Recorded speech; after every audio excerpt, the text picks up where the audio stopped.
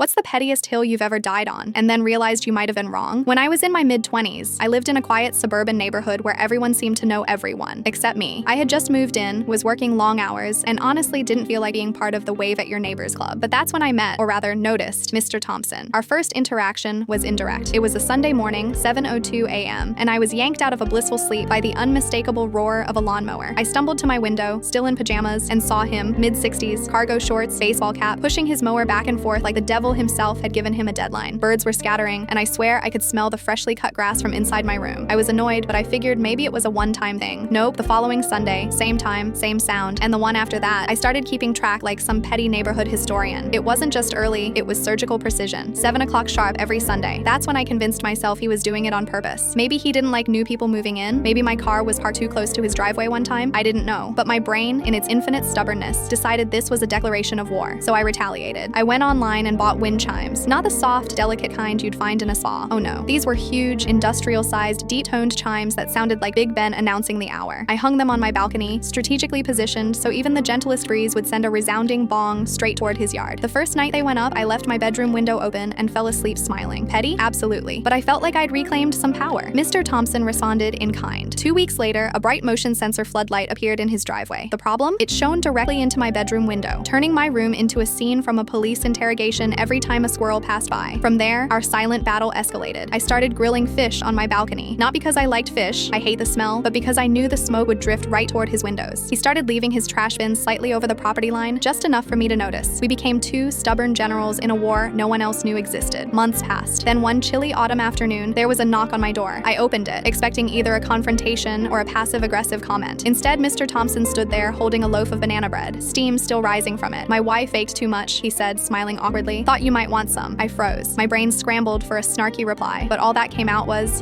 thanks. I took the bread, and he walked away like nothing was wrong. That night, I sat on my couch, eating a warm slice, and felt ridiculous. I'd spent months painting this man as my personal villain. And for what? I didn't even know why he mowed so early. The next weekend, I swallowed my pride and asked him. Turns out, he worked 6 days a week, often leaving before sunrise. Sunday morning was his only chance to mow before his day got busy. And that floodlight? His car had been broken into twice. Nothing to do with me at all. I told him about my wind chimes. He laughed, said he actually liked the sound. We ended up chatting for over an hour. The war ended that day. He even tried mowing at 8 a.m. when he could, and I took the wind chimes down. Over the next 2 years, we went from silent rivals to actual friends. When his wife got sick, I brought over dinners. When I moved away, we hugged like we'd known each other for decades. Looking back, I realized how quickly annoyance can morph into a story we tell ourselves, one where we're the hero and the other person is the villain. But sometimes, a loaf of banana bread is all it takes to rewrite the ending.